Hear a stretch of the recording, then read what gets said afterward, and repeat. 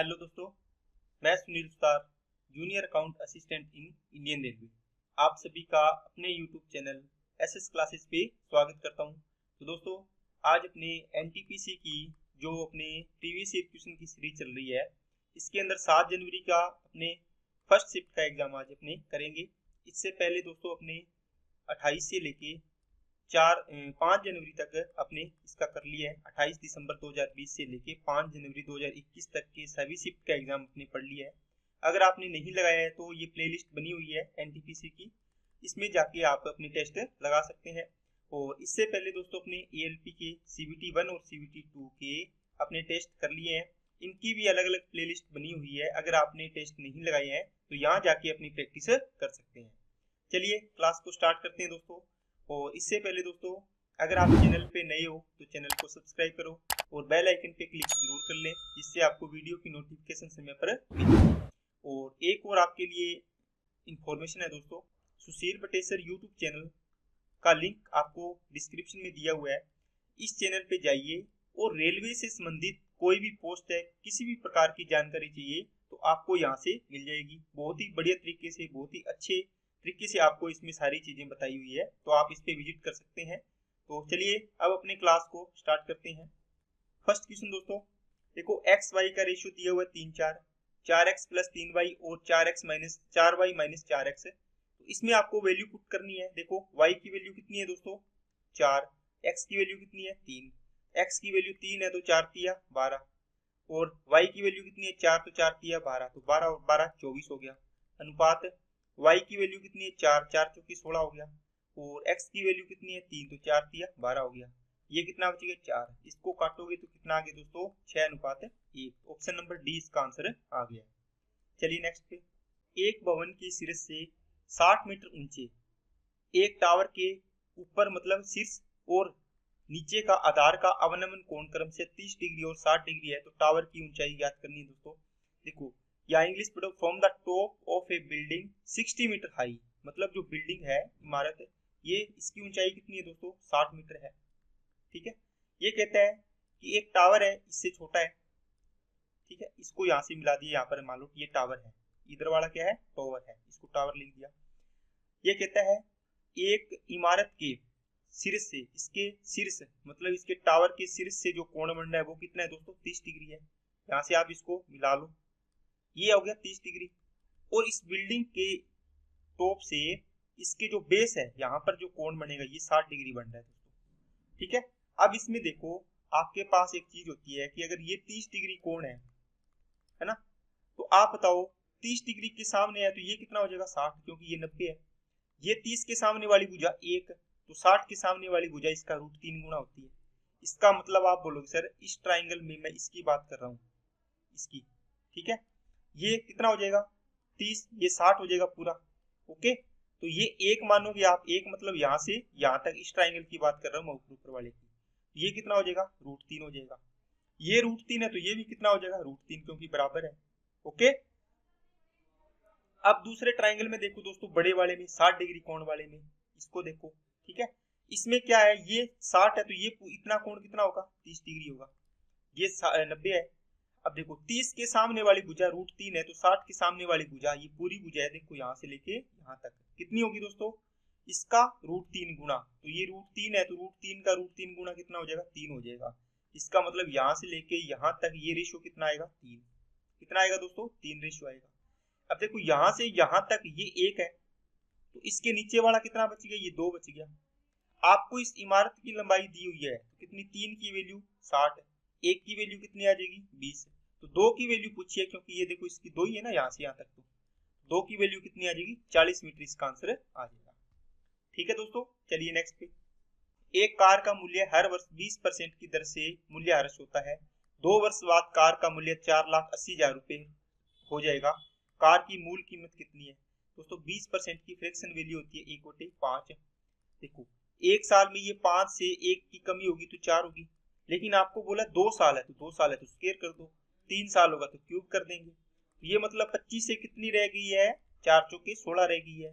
2 साल बाद में 16 रुपए कीमत रहेगी, लेकिन इसने बोला है ये तो 4,80,000 है।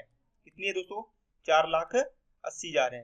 तो इसका कितना गुना है, 16 तिया 48, 30,000 गुना है ना। यहाँ भी 30,000 गुना कर दो तो 25 तिया 75, देख लो 7.5 लाख वाला आंसर आ जाएगा इसका।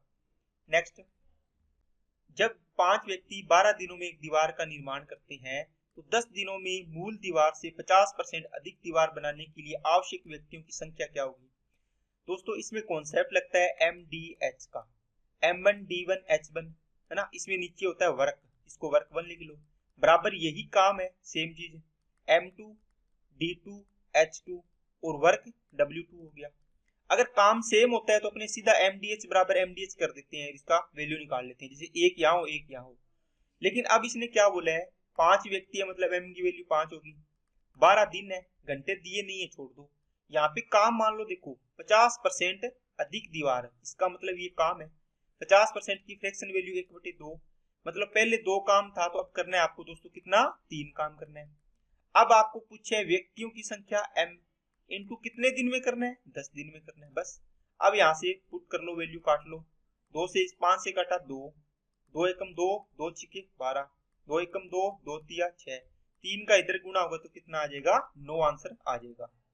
चलिए नेक्स्ट पे सिंप्लीफिकेशन है दोस्तों, क्या करना है इसका, देखो ये दोनों ये भाग में है, यहाँ पे ये डिवाइड है, इसको देखो सबसे पहले ब्रैकेट को हल करो, इसको 1/2 से डिवाइड करोगे तो 0.2 आएगा यहाँ पर, इसको सोल्व करोगे तो पूरे को है ना। 0.2 को 0.2 से डिवाइड करोगे तो क्या आ गया, 1 आ गया, तो 2.2 इंटू 1 आएगा तो 2.2 ही आएगा। फिर यहाँ माइनस में आ जाओ, इसको 2 से इसको काटा 2 आ गया, अंदर वाले को सोल्व किया, ये कितना आ गया 0.04 आएगा। देखो दोस्तों 2 2 4, एक अंक यहाँ हो गया, एक अंक यहाँ हो गया, 2 अंक छोड़ के डेसिमल लगेगा, 0.4 इसमें से माइनस कर दो, कितना आ जाएगा, 1 बचेगा, 2 इंटू 1 2 आएगा, इसमें से ये माइनस करोगे तो 0.2 इसका आंसर आ जाएगा। चलिए नेक्स्ट पे, एक परीक्षा में एक छात्र ने 65% अंक प्राप्त किए लेकिन योग्यता अंकों से 20 अंक कम थे। दोस्तों जैसे मान लो आपके पास मान लो 80 नंबर का पेपर था, ठीक है, आपको बोला गया कि इसमें से आपको अगर 60 नंबर ले लिए तो आप पास हो, कितने नंबर वाले, 60 वाले, लेकिन आपने क्या किया, इसमें से आपने 85 नंबर लिए। बताओ अब आपको और कितने नंबर चाहिए इसमें ये आपका पासिंग मार्क हो जाए। आप बोलोगे सर 10 नंबर इसमें ऐड और कर दूंगा तो पास हो जाएगा। अगर मैं इसमें ये बोला हुआ है, देखो इसमें नंबर दे दिए बराबर कर लिए, लेकिन ये कहता है 65% अंक प्राप्त किए, तो ये भी तो अंक ही है ना, लेकिन 20 अंक कम रह गए, लेकिन ये अंक है दोस्तों, ये परसेंटेज में नहीं है, तो इसमें 20 ऐड कर देंगे तो ये पासिंग मार्क बन गया। कौन सा, पासिंग मार्क बन गया। अब कहता है एक अन्य छात्र ने 80% अंक प्राप्त किए, ठीक है ये 80%, अब ये योग्यता अंकों से 10 ज्यादा ले गया, इसको 10 कम कर दो ना, पासिंग मार्क के बराबर ले आओ इसको। अरे ये पासिंग मार्क है, अगर इसको 65% अंक मिले, इसको 20 अंक दे देंगे तो ये यहाँ पहुंच जाएगा। अगर ये 80% लेके यहाँ बैठा है ना, इसमें से अगर 10 कम कर देंगे तो ये यहाँ आ जाएगा, तो ये दोनों पार्ट बराबर कर दो ना, इसका और इसका, तो ये दोनों पार्ट अपने बराबर करने हैं। ये परसेंटेज वाला इधर ले जाओ, कितना बचेगा 15%, और ये 10 इधर आएगा तो कितना हो गया 30 हो गया। 15% की वैल्यू दोस्तों 30 है, 1% की वैल्यू कितनी आ गई, 2 आ गई, 100% की वैल्यू कितनी आ जाएगी, 200 आ जाएगी। इसका मतलब टोटल कुल अंक कितने थे, 200।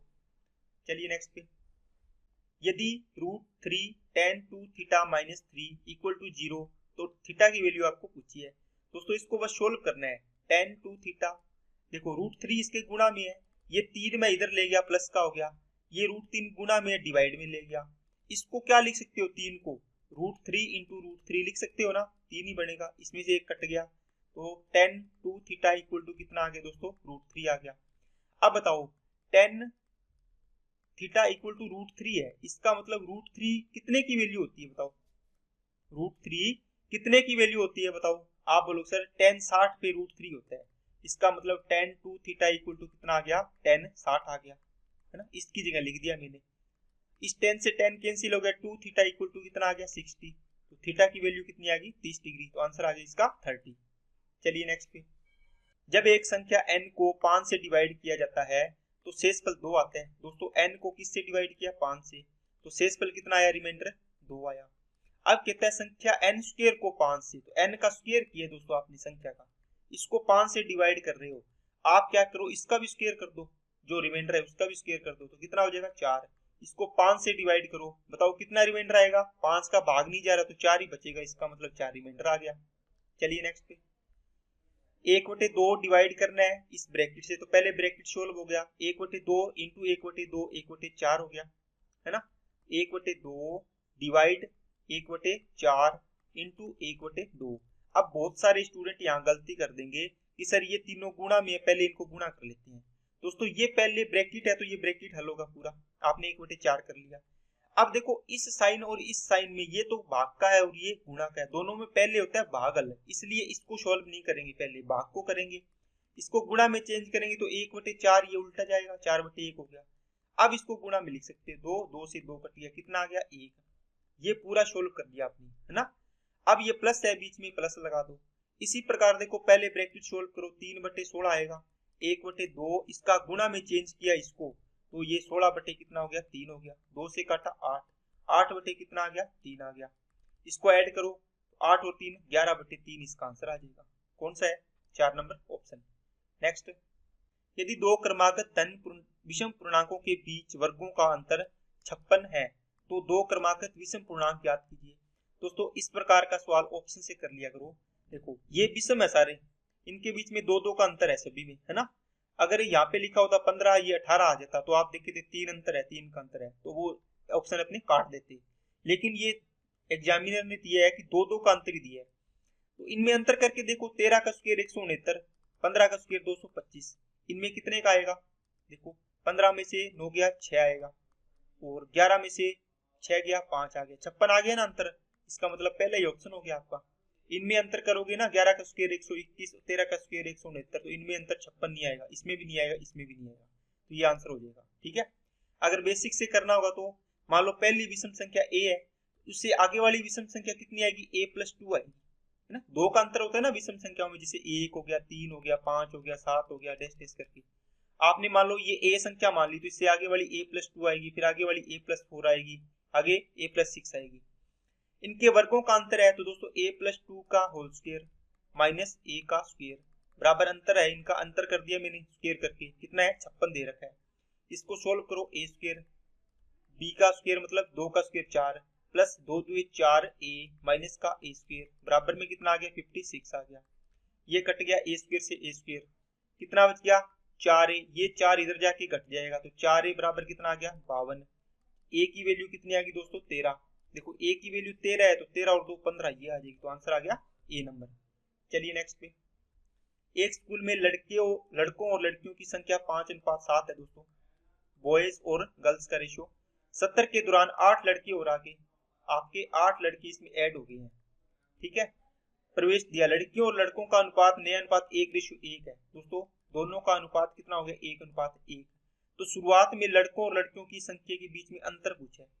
यहाँ देखो दोस्तों ओनली लड़के आए हैं, लड़कियां तो चेंज हुई नहीं, है ना, ये तो कांस्टेंट है। इसमें ये 7 थी पहले, तो अब भी तो 7 होनी थी, इसको बराबर कर लो। इसको बराबर करोगे मतलब इस रेशियो को कितने से गुणा करोगे आप 7 से, तो ये 7 हो जाएगा, ये भी कितना हो गया 7। ये देखो ये तो चेंज हुआ नहीं, 7 की 7 ही है। ये कितने बढ़ गए 5 से 7 हो गई, मतलब 2 बढ़े, तो 2 की वैल्यू दी हुई है 8, 1 की वैल्यू 4। आपको पूछा पहले अंतर कितना था 2 का, देखो 2 का, है ना, 5 और 7 में अंतर 2 का, तो 2 की वैल्यू कितनी आएगी 8 आ जाएगी, तो आंसर आ गया दोस्तों 8। नेक्स्ट, p बराबर 2 + √3 और q बराबर 2 - √3, तो p अपन q पूछा है दोस्तों आपसे, तो p अपॉन q पूछा है तो 2 + का √3 अपॉन में 2 - का √3। दोस्तों इसका रूल होता है कि इसका प्रीमियकरण करना होता है, रेशनलाइजेशन, है ना। रेशनलाइजेशन प्रीमियकरण क्या होता है, जो नीचे चिन्ह है जैसे इसका करेंगे तो इसके √2 + √3 अपॉन 2 + √3, इसका जो नीचे वाली संख्या है ना इसका अपोजिट साइन का गुणा कर देते हैं ऊपर नीचे। ये प्लस है माइनस है तो यहाँ पर प्लस लगा दिया, देखो, है ना, और माइनस प्लस होगा तो यहाँ पे माइनस लगा देंगे। अब इसमें अपने गुणा करेंगे, इसको सोल्व करेंगे, ये देखो a + b मतलब a + b का होल स्क्वायर बनेगा। इसको खोलेंगे तो 2 का स्क्वायर 4, √3 का स्क्वायर 3 प्लस 2 √3 आएगा, सॉरी 2 2 4 √3 आएगा, है ना, 2 2 4 √3 अपॉन कितना आएगा, देखो a - b और a + b, ये 4 - 3 आएगा, a का स्क्वायर माइनस का b का स्क्वायर, तो 4 और 3 7 प्लस 4 √3 डिवाइड बाई कितना आ गया 1 आ गया, ऑप्शन नंबर आ जाएगा इसका बी।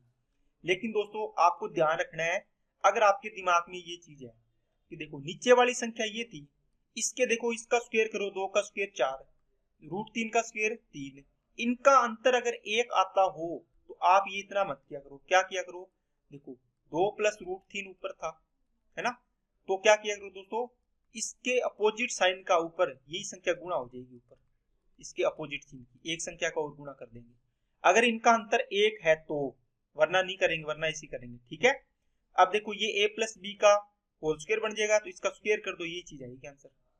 चलिए नेक्स्ट पे, एक वृत्त त्रिभुज ABC की भुजा BC को P पर स्पर्श करता है। भुजा AB और AC वृत्त को क्रमशः बिंदु Q और R पर स्पर्श करने के लिए बढ़ाया जाता है। AQ की लंबाई ज्ञात करनी है। दोस्तों अच्छा सवाल है। देखो एक ट्राइंगल दिया हुआ है आपको, क्या A B और C दिया हुआ है, इसको आपने इस प्रकार बना लिया। ठीक है, ये कहता है कि भुजा BC को P पर स्पर्श करता है। एक है वृत्त, ये P पॉइंट है, BC भुजा है ना, ये इसको यहाँ पर स्पर्श करता है। इसका मतलब अपने यहाँ पे एक वृत्त बना लेते हैं, ये इस प्रकार स्पर्श करेगा। ठीक है, अब यहाँ पर और यहाँ पर भी इसने पॉइंट दिए, ये Q पॉइंट पर और ये R पॉइंट पर स्पर्श करते हैं। आपको पूछा है AQ की लंबाई, AQ ये पूरी लंबाई पूछी है, यहाँ से लेके यहाँ तक। दोस्तों आपको अगर इसका बेसिक करना हो तो भी मैं करवा दूं अगर आप चाहोगे तो, वरना आप इसको ध्यान रखो, जब भी इस प्रकार का ये सवाल बने, बार आपको काटे, आपको AQ बराबर क्या होगा दोस्तों, AR। देखो किस लिए बराबर होगा, एक ये वृत्त है, इसके एक साइड में देखो 2 स्पर्श रेखा इसमें खींची जा सकती है, एक ही बिंदु से, बाहर किसी बिंदु से, ये P पॉइंट से, तो ये स्पर्श रेखा यहाँ मिलती है और ये यहाँ मिलती है। इसका मतलब PQ और PR दोनों क्या होती है, बराबर होती है दोस्तों इनकी लंबाई। ये एक वृत्त होता है, उसकी थ्योरम होती है, ये दोनों क्या होती है, इसकी स्पर्श रेखा आपस में बराबर होती है। देखो A से R तक, A से Q तक इस वृत्त की स्पर्श रेखा है, तो दोनों बराबर होगी। तो बराबर कितनी होगी, 1/2 AB plus BC plus CA। अब आप क्या लिखा है मैंने, इस त्रिभुज का परिमाप पेरीमीटर का आधा इसके बराबर होगी। मतलब AQ की लंबाई क्या होगी, इस त्रिभुज का परिमाप होगा उसका आधा, इस AR की लंबाई क्या होगी, इस त्रिभुज के परिमाप का आधा, मतलब दोनों बराबर होगी। और किसके बराबर होगी, इस ट्राइंगल का परिमाप होगा पेरीमीटर। पेरीमीटर क्या होता है, सभी भुजाओं का योग, A B BC plus CA। देखो मैंने ये लिखा है, इसका परिमाप इसका आधा इसके बराबर होती है। ऑप्शन देख लो कौन सा है, 1/2 BC CA AB, ये ऑप्शन हो जाएगा इसका। ठीक है, चलिए नेक्स्ट पे, देवेश हर दिन सुबह 7 बजे घर से निकलता है और सुबह 8:30 बजे कार्यालय पहुंचता है। एक दिन वह सुबह 7 बजे अपने घर से निकल जाता है, लेकिन दूरी का 5वां हिस्सा सामान्य गति के 5/6 पर और शेष दूरी सामान्य गति के 6/5 से तय की। देवेश उस दिन लगभग कितने बजे कार्यालय पहुंचा। दोस्तों ये सवाल NTPC के अंदर आया हुआ सबसे बेस्ट सवाल है। ठीक है, ये बहुत ही जबरदस्त सवाल है, ध्यान से समझना। देखो ये पॉइंट है, मान लो ये इसने बोला है कि ये इसका होम है, ये इसका ऑफिस है। ठीक है, ऑफिस पॉइंट, ऑफिस है यहाँ पे। अब ये कहता है ये 7 बजे चलता है, 8:30 घर पहुंचता है, इसका मतलब इसको लगता है 1.5 घंटा जाने में डेली, जो भी स्पीड है इसकी। एक दिन वह सुबह 7 बजे निकलता है घर से, लेकिन दूरी का 1/5 भाग, देखो 5वां हिस्सा सामान्य गति के 5/6 से और शेष दूरी सामान्य गति के 6/5 से। देखो अब देखो इसने क्या किया है, जो स्पीड है ना, ये देखो गति, ये 5/6 दिए एक, दो और एक क्या दिए 6/5। दोस्तों दो अलग अलग दे दी, या तो आप इसको एक मानोगे, एक के अकॉर्डिंग इसको 5/6 लोगे, इसको 6/5 लोगे, है ना, थोड़ा सा टिपिकल हो जाएगा। आप क्या करो, इन दोनों के नीचे जो हर है इनका एलसीएम ले लो, कितना है 5 और 6 30। आप मान लो दोस्तों इसकी कितनी स्पीड, कितनी मान लो 30 किलोमीटर प्रति घंटा, कितनी मान लो 30 किलोमीटर प्रति घंटा। इसका मतलब दोस्तों इसके बीच इसकी स्पीड है 30 किलोमीटर प्रति घंटा, ओरिजिनल स्पीड इसकी। ठीक है, इसको टाइम लगता है 1.5 घंटा। तो बताओ ये दूरी कितनी आ जाएगी, तो दूरी बराबर तो क्या होता है, स्पीड इंटू टाइम होता है। तो स्पीड कितनी है 30, टाइम कितना है 1.5 घंटा, है ना, इसको गुणा करो 15 × 45, तो ये आ गई दोस्तों 45 किलोमीटर इसके बीच की डिस्टेंस, घर से कहां तक, ऑफिस तक की। अब चीजें दोस्तों इनको यूज करके आप आसानी से इसको कर सकते हो। कैसे करोगे, देखो ये कहता है कि इसने अब की बार 45 किलोमीटर को 2 पार्ट में डिवाइड किया है। कैसे, ये इसने 1/5 भाग मतलब कितना किलोमीटर, 9 किलोमीटर की दूरी तय की है इसने। किस स्पीड से, देखो ये टाइम निकाल रहा हूं मैं, यहाँ भी टाइम निकालूंगा, दोनों को ऐड कर देंगे अपने, तो ये 4/5 बच जाएगी ना, कितनी आएगी 36 किलोमीटर आएगी दूरी। नीचे क्या आएगा, स्पीड आएगा, टाइम निकालते हैं तो स्पीड क्या आएगी, देखो पहले वाले के लिए बोलते हैं सामान्य गति के 5/6। सामान्य गति कितनी है 30, 30 का 5/6 करो, कितना आएगा 6 5 30, 5 5 25, इसका मतलब 25 किलोमीटर प्रति घंटा ये आ गई। इसके लिए स्पीड कितनी आएगी, शेष दूरी देखो 36 ही बची है ना शेष, सामान्य गति के 6/5 से, तो 30 के 6/5 से तय करेगा, 5 6 30, 6 6 36, तो ये 36 किलोमीटर प्रति घंटा से तय करेगा। अब देखो यहां से 1 घंटा आ गया, यहां से 9/25 घंटा आ गया, दोनों को ऐड करोगे तो 9/25 प्लस 1 कितना हो गया, 1 प्लस 9/25 घंटे। अब देखो 1 घंटे को तो पूरा रख लो, ये 9/25 घंटा है ना, इसको गुणा करके 60 मिनट में चेंज कर लो, इसमें चेंज कर लो मिनट में। 5 से काटा 5, 5 से काटा 12, 12 निम्न 108 और नीचे आ गया 5, तो 108/5 मिनट आ गया। इसको दोस्तों काटो, इसको काटोगे तो कितना आएगा 21 5 105, तो 21.5 पॉइंट समथिंग आएगा। इसका मतलब 1 घंटा 21 मिनट इसका टाइम लगेगा। लगभग में पूछा है ना, तो अब देखो 7 बजे चला, 1 घंटा 21 मिनट ये हो गया, कितना हो गया 8:21 पर ये लगभग पहुंचेगा। बात समझ में आएगी ना। देखो मैंने दूरी मान ली इसकी, ठीक है, टोटल कैसे मानी है दूरी, मैंने दूरी इसकी मानी है, इसकी अपने स्पीड मान ली थी पहले 5/6 और 6/5 से स्पीड मानी 30, 30 की स्पीड से अगर ये 1.5 घंटा जाएगा तो ये 45 किलोमीटर आ गई। अब 45 को ये कुछ दूरी 1/5 दूरी मतलब 9 किलोमीटर को करता है ये सामान्य गति के 5/6 से, मतलब कितने से 25 किलोमीटर प्रति घंटा की चाल से, तो ये कर दी। शेष जो दूरी कितनी बचेगी, 45 में से 9 गया 36, ये दूरी करता है सामान्य गति के 6/5 से, तो ये 36 किलोमीटर प्रति घंटा की चाल से तय करता है। ये अपने डिवाइड किया, दो टाइम आए, दोनों को ऐड कर लिया, यहां से आपका आंसर आ गया। चलिए नेक्स्ट, पहली 5 भाज्य संख्याओं के माध्य और पहली 5 अभाज्य संख्याओं के माध्य के बीच अंतर। दोस्तों भाज्य संख्या कौन सी होगी पहली, बताओ, पहली होगी 4, फिर 6, फिर 8 9 10, ये होगी 5, ठीक है। इनका एवरेज निकाल लो, एवरेज का मतलब संख्या तो 5 है, इन सभी को टोटल जोड़ो, 10 और 9 19, 19 और 8 27, 27 और 6 33, 33 और 4 37, तो 37 आ गया। ये हो गया भाज्य संख्या। आपको पूछे और कौन सी अभाज्य है, बताओ, पहली अभाज्य 2, फिर 3, फिर 5 7, फिर 11, इनका भी एवरेज निकालना है आपको।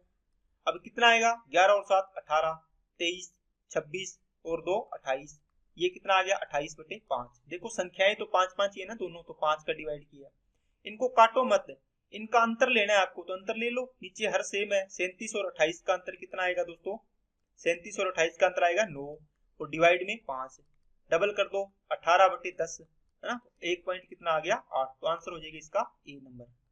नेक्स्ट, दो संख्याओं का अनुपात 2:3 है, जब संख्याओं में 4 जोड़ दिया जाए, 2:3 है, जब संख्याओं में 4 जोड़ दिया जाए तो अनुपात 7:10 हो जाता है, ठीक है दोस्तों। ये 2 से कितना हो रहा है 7, कितना बढ़ रहा है 5 बढ़ रहा है, ये 3 से 10 हो रहा है 7 बढ़ रहा है, लेकिन इसने बोला है कि 4 4 बढ़ना चाहिए, सेम बढ़ना चाहिए, 4 यहाँ 4 यहाँ, लेकिन इनको सेम बनाने के लिए अपने को क्या करना पड़ेगा, इनका डिफरेंस देखो कितना है, इनका डिफरेंस देखो कितना है 3, इसका 1, इसके डिफरेंस का नीचे वाले रेशियो में गुणा करो, नीचे वाले का ऊपर वाले में करो, ऊपर वाले में करोगे तो कितना आएगा, 3 का गुणा करना है, तो 3 दूए 6, 3 तिया 9 आएगा, 3 दूए 6 और 3 तिया 9 आएगा।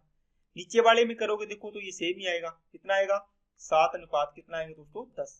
देखो अब भी इसमें 1 बढ़ रहा है, इसमें भी 1 बढ़ रहा है, मतलब 1 की वैल्यू कितनी दी हुई है 4 दी हुई है। आपको क्या पूछा है, संख्याओं के बीच में अंतर, कितना अंतर है 3 का, 1 की वैल्यू 4 तो 3 की वैल्यू 12, तो आंसर आ जाएगा दोस्तों 12। नेक्स्ट है, चक्रवृद्धि ब्याज पर जमा की गई 12,000 रुपए की राशि 5 वर्षों के अंत में दोगुनी हो जाती है, तो 15 वर्षों के अंत में राशि कितनी हो जाएगी दोस्तों, 5 वर्ष में 5 साल में कोई धनराशि 1 से कितनी हो रही है 2 हो रही है, ओके, कितने साल में 5 साल में। अब देखो आपको 15 साल करना है, कितने साल 15 साल, आपने कितने से गुणा किया 3 से, आप इनकी पावर कर दो, 1 की पावर 3 और 2 की पावर कितनी कर दो 3 कर दो, जितना यहाँ पर गुणा किए ना 5 को 15 में ले जाने में उतना ही गुणा कर दो, इनकी पावर कर दो, ठीक है। कितनी हो जाएगी, 1 हो गया, ये कितना हो गया 8। इसका मतलब कोई धन 1 था वो 15 साल बाद कितना हो जाएगा 8 हो जाएगा। आपके पास कितना था 12,000, मतलब 1 की वैल्यू 12,000, तो 8 की वैल्यू 12 8 96,000 हो जाएगी। तो आंसर आ जाएगा दोस्तों 96,000। नेक्स्ट, एक निश्चित धनराशि पर 2 वर्षों के लिए 4% प्रति वर्ष की दर से चक्रवृद्धि ब्याज और साधारण ब्याज के बीच 20 रुपए का अंतर है। दोस्तों जब भी आपको 2 साल के लिए 2 ईयर के लिए सीआई और एसआई का अंतर दिया हो या अंतर निकालना हो तो वो क्या होता है दोस्तों, आर स्क्र बाई 100 होता है। आर स्क्र बाई 100%, इसको ऐसे लिख सकते हो आप, ठीक है ना, ये होता है।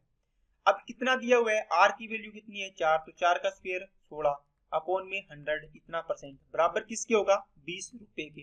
देखो 20 रुपए दिया अंतर।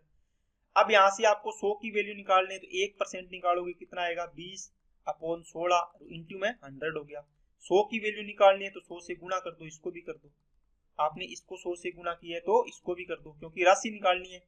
4 चौके 16, 4 से काटा 25, 4 एकम 4, 4 पांजे 20, 25 पांजे 125 और डबल जीरो आ गया तो 12,500 रुपये आपका आंसर आ जाएगा। नेक्स्ट, समांतर चतुर्भुज एबीसीडी में एएल और सीएम क्रमशः सीडी और एडी पर लंबवत है। एएल 20 सेंटीमीटर, सीडी 15 और सीएम 15 सेंटीमीटर है। समांतर चतुर्भुज का परिमाप क्या है। दोस्तों एक आपको इसके अंदर समांतर चतुर्भुज बनाना है, इस प्रकार छोटा ही बना लेना चाहिए। ये ए, ये बी, ये सी और ये डी। अब देखो दोस्तों इसमें आपको ए एल दिया है, जो सी डी पर क्या है लंब है, तो ये ए एल है। इसकी लंबाई कितनी दी है 15, सॉरी 20 दी है इसकी लंबाई। इसकी ऊंचाई कितनी दी है 20। सी डी है 15 सेंटीमीटर, तो सी डी ये पूरा है 15 सेंटीमीटर, ठीक है। सीएम क्या है ए डी पर लंब है, तो सीएम ए डी पर दोस्तों क्या है, सीएम ए डी पर क्या है लंब है। अब यहाँ पे लंब बना दो सीएम, ये कितना है बताओ, सीएम की वैल्यू ये है 15। अब देखो दोस्तों आप समांतर चतुर्भुज का क्षेत्रफल करके इसको बराबर करके ना दो प्रकार से, तो इसमें अपने वैल्यू इसको निकाल सकते हैं। कैसे, देखो आप अगर समांतर चतुर्भुज का आधार ये ले लेते हो तो ऊंचाई कौन सी आएगी इसके अकॉर्डिंग, ये आएगी। क्यों, क्योंकि समांतर चतुर्भुज का क्षेत्रफल होता है आधार इंटू ऊंचाई। आधार अगर सीडी लिया है, कितना है सीडी 15, ऊंचाई कितनी आएगी 20 आएगी। आएगी कि नहीं आएगी। तो ये क्षेत्रफल बराबर होगा किसके, अगर आप आधार ये ले रहे हो कौन सा एडी, है ना। इस ट्राइंगल, इस चतुर्भुज को, समांतर चतुर्भुज को आप इस प्रकार घुमा लोगे इसको, तो ये आधार बन जाएगा। इसकी ऊंचाई बन जाएगी ये वाली, देखो ये 15, तो ये एडी आधार है। ऊंचाई कितनी है दोस्तों 15, ये इससे कट गया। एडी की वैल्यू कितनी आ गई 20। ये एडी 20 है तो ये भी तो कितना होगा 20 होगा। ये 15 है तो ये भी कितना होगा 15 होगा। समांतर चतुर्भुज है, बराबर होती है ना आमने सामने की भुजाएं। तो 20 और 15 35, 35 दुआ 70, तो आंसर आ जाना इसे इसका डी। नेक्स्ट, दो व्यक्ति एक ही स्थान से समान दिशा में 5 की स्पीड से और 5.5 की स्पीड से गति से यात्रा करते हैं। एक दूसरे से 8.5 किलोमीटर दूर होने के लिए उनके द्वारा लिया गया समय। दोस्तों यहाँ इस पॉइंट से एक बंदा जा रहा है, इसी पॉइंट से दूसरा व्यक्ति जा रहा है। इसकी स्पीड है 5.5 किलोमीटर प्रति घंटा, इसकी स्पीड है दोस्तों 5 किलोमीटर, इसकी स्पीड है दोस्तों 5 किलोमीटर प्रति घंटा और इसकी है 5.5 किलोमीटर प्रति घंटा। अब दोस्तों यहाँ से ये जाएंगे, इनके बीच की डिस्टेंस स्पीड इनटू टाइम, ये फॉर्मूला होता है। देखो सेम टाइम पर चलेंगे, ये टाइम तो सेम हो गया, तो इसका डिस्टेंस का रेशियो और स्पीड का रेशियो क्या होगा सेम होगा। होगा कि नहीं होगा, नहीं तो आप क्या करोगे, इसके डिफरेंस कितना आ रहा है इनका स्पीड का 0.5, कितना आ रहा है 0.5 किलोमीटर प्रति घंटा, और इनके बीच की दूरी का डिफरेंस कितना करना है आपको 8.5।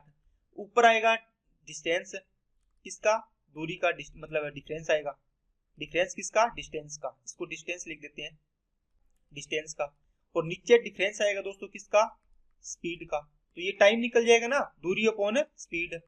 ये 8.5 किलोमीटर है और नीचे कितना आएगा 0.5 आएगा। पॉइंट से पॉइंट कट गया तो 17 5 85, मतलब 17 घंटे इसको लगेंगे इसके बीच में दूरी इतनी होने के लिए। समझो आगे क्या बात है। चलिए नेक्स्ट पे, निम्नलिखित रेखा आरेख 2010 से 14 तक इंडियन क्रिकेट लीग में 500 प्लस रन बनाने वाले बल्लेबाजों की संख्या दर्शाता है। किस वर्ष में अधिकतम बल्लेबाजों ने 500 प्लस रन बनाए। दोस्तों देखो सबसे ये 500 से अधिक रन बनाने वाले हैं, पूछा है कि कौन से वर्ष में इसमें उन्होंने सबसे ज्यादा बल्लेबाजों ने रन बनाए 500 से। सबसे ज्यादा आपको दिख रहा है 10 वाले हैं, तो ऑप्शन हो जाएगा 2011। नेक्स्ट देखो 3 अंकों की सबसे बड़ी संख्या 999 है, इसमें क्या जोड़ें कि पूर्ण वर्ग बन जाए, है ना परफेक्ट। अब देखो दोस्तों, इसमें मिनिमम संख्या जोड़नी है। देखो 3 अंकों की जो संख्या होती है उसका परफेक्ट स्क्वायर क्या होता है, 961 होता है। 31 का स्क्वायर 32 का स्क्वायर करेंगे जस्ट, तो वो आएगा दोस्तों 1024। अब देखो सबसे बड़ी संख्या 3 अंकों की ये है, इसमें क्या जोड़ेंगे, कितना जोड़ें कि परफेक्ट बन जाए। आप बोलो सर ये 25 ऐड करेंगे इसमें, तो 25 ऐड करेंगे, अपना आंसर आ जाएगा इसका। ठीक है ना, तो ये देख लेना है आपको। नेक्स्ट, एक भिन्न का हर अंश से 2 अधिक है। जब अंश को 3 से गुणा किया जाता है और हर को 2 से गुणा किया जाता है तो भिन्न 1/2 हो जाता है। दोस्तों देखो इनके बीच में 2/5 है, 2/5, 1/4, 2/3, 1/3। इसकी भिन्न के बीच में 2 का अंतर है, इसमें 2 और 3 में 1 का अंतर है, इसमें 1 और 4 में 3 का अंतर है, इसमें 3 का अंतर है। देखो अंश से 2 अधिक है, ये बाकी ऑप्शन तो कट ही गए सारे। ये देखो अंतर तो कितना है, 1/3 वाला है। देखो इनमें अंतर कितना है, अंश और हर में 2 का अंतर है, 2 का अंतर है ना। लेकिन ये इसका ऑप्शन हो गया, आंसर आ गया आपका। लेकिन करोगे कैसे, ये हो गया पहली लाइन मिल गई। जब अंश को 3 से गुणा किया है तो 3 से गुणा कर दो, हर को 2 से गुणा किया जाए तो 2 से कर दो, तो भिन्न 1/2 हो जाती है। देखो 3 से 3 कैंसिल हो गया, तो क्या आ गया 1/2। ऑप्शन आपका सही है ये। ओके नेक्स्ट, एक त्रिज्य खंड को 21 सेंटीमीटर त्रिज्या वाले वृत्त से काटा जाता है। त्रिज्या खंड का कोण 40 डिग्री है। वर्ग सेंटीमीटर में त्रिज्या खंड का क्षेत्रफल ज्ञात कीजिए। दोस्तों जब भी एक वृत्त होता है, इसका आपने ये 21 सेंटीमीटर का एक क्या काट लिया, त्रिज्या खंड काट लिया है ना, 40 डिग्री कोण का। इसका आपको क्षेत्रफल पूछा है पूरे का। तो दोस्तों त्रिज्या खंड का क्षेत्रफल या सेक्टर का एरिया होता है, वो क्या होता है, सेक्टर का एरिया ये होता है दोस्तों पाई आर स्क्वायर 360 डिग्री का। इसका मतलब क्या हुआ दोस्तों, ये पूरा होता है ना पाई आर स्क्वायर, ये होता है पूरे कोण, पूरे इस वृत्त का, पूरे वृत्त का मतलब 360 डिग्री का। आपको चाहिए थीटा मतलब 40 डिग्री का, तो 40 डिग्री लगा दो।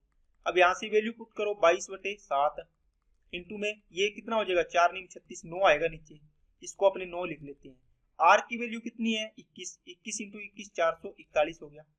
या फिर इसको काट लो, 21 लिख लो इसको दोस्तों 22/7 इंटू 21 इंटू 21 डिवाइड बाई कितना, 4 9 36, 7 तिया 21, 3 तिया 9, 3 से काटा 7, तो 22 7 154। आंसर आ गया इसका 154। नेक्स्ट, x √12 बराबर क्या है, 4 प्लस x √3। दोस्तों बस x वाले को एक साइड ले आओ, इसको सोल्व करोगे तो क्या आएगा, 4 इंटू 3 का रूट है, इसमें 2 तो बाहर आ जाएगा पूरा पूरा, अंदर तो √3 बचेगा और x है ये, और ये इधर दूसरी साइड लेके जाओगे माइनस हो जाएगा, तो ये √3x हो गया। बराबर में कितना है, 4 है। इनका अंतर कितना आ गया, √3x बराबर कितना आ गया, 4। x की वैल्यू कितनी आ गई, 4/√3। तो आंसर कौन सा आ गया, 4 नंबर। नेक्स्ट, 23 के सबसे छोटे गुणज को 18, 21, 24 से विभाजित करने पर क्रमशः 7, 10 और 13 शेषफल प्राप्त होता है, तो वह संख्या क्या है।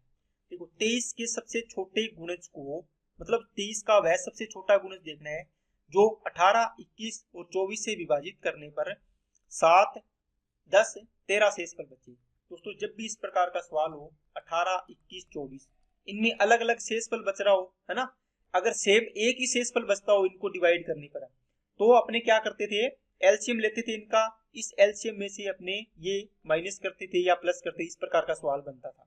लेकिन ये अलग अलग एलसीएम है ना इसका रिमाइंडर, तो आप क्या करो, इसमें से माइनस कर दो, है ना, ये इसका है तो इसमें माइनस कर दो। देखो 11, ये 11, ये भी 11, इसका मतलब इनका कॉमन रिमाइंडर हमेशा क्या आ रहा है, इक्वल आ रहा है। क्या आ रहा है दोस्तों, कॉमन रिमाइंडर इक्वल आ रहा है। आप क्या करो, इसका एलसीएम लो इनका, 18, 21 और 24 का, तो 24 सबसे बड़ी संख्या है।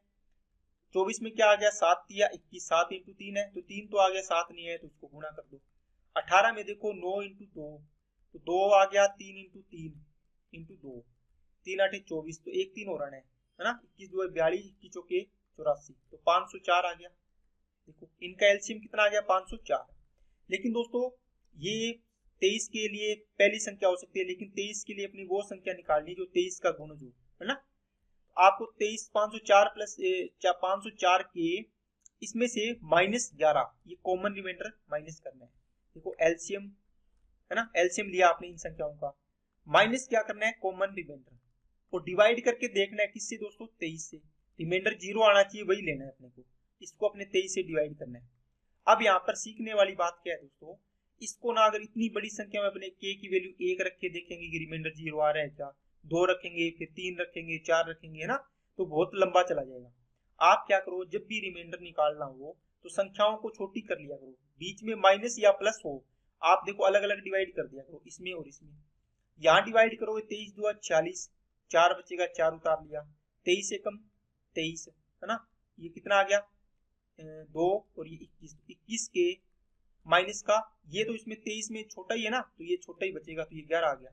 इसका मतलब अब आप है ना 21 के माइनस 11 में इसमें 23 का डिवाइड करके देखना है। कैसे करोगे, इसमें के की वैल्यू 1 पुट करके देखो, 21 से कम 21, 21 में से 11 गया 10, देखो क्या 23 का डिवाइड करने पर 0 रिमाइंडर आ रहा है, क्या नहीं आ रहा, 1 नहीं होगा। 23 दूना 46 में से 11 गया, फिर 23 तिया 69, 23 चौके 5 में 4 रख के देखोगे, ये आप के की बराबर, के की वैल्यू बराबर 6 रखोगे ना, तब इसका आएगा। देखो 21 से 126 माइनस 11 डिवाइड बाई किससे 13 से, इसको घटाया कितना आ गया 15, डिवाइड करना है 23 से, 23 5 115, रिमाइंडर कितना आ रहा है 0। इसका मतलब के की वैल्यू 6 पुट करो, किसमें, ये संख्या थी, 6 चौके 24 और 6 5 30, ये आ गया। इसमें से 11 माइनस करो, कर दो, ये 3 आ गया, ये 1 आ गया, 0, ये 13, 3013 में इस 23 का पूरा पूरा डिवाइड जाएगा। कौन सा है, ये रहा ऑप्शन। ठीक है दोस्तों, अच्छा सवाल था, इसमें आज 2 सवाल या 2 सवाल ठीक थे, अच्छे लेवल के आए थे, जो आपके बढ़िया, मतलब अगर अच्छी तैयारी है वही इसको सवाल को कर पाएगा। ठीक है दोस्तों, आज के लिए इतना ही रखते हैं, आपकी क्लास के सारे क्वेश्चन कंप्लीट होते हैं। तो अगर आप चैनल पे नए हो तो चैनल को सब्सक्राइब करना, बेल आइकन पे क्लिक जरूर कर लें, जिससे आपको वीडियो की नोटिफिकेशन समय पर मिलती रहे। अगर आपको वीडियो अच्छी लगे तो लाइक जरूर करना इसको, और अपने दोस्तों के पास भी इसको ज़्यादा से ज़्यादा इसको शेयर करना। ठीक है दोस्तों, ओके, थैंक यू।